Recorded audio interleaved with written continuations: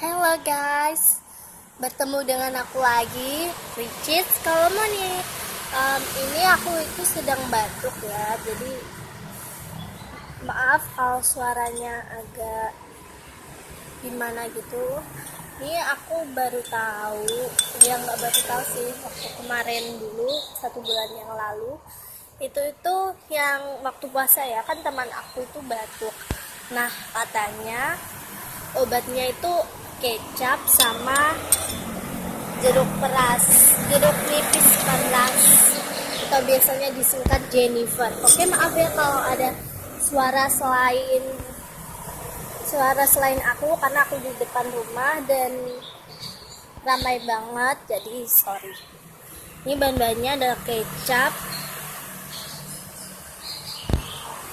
dan Jennifer atau jeruk nipis peras. Ini ada sendok, ya aku kasih gelas sama kecap. Langsung saja kita mulai. Ini kita masukin dikit aja ya kecapnya. Ups, kebanyakan. Lalu kita aduk.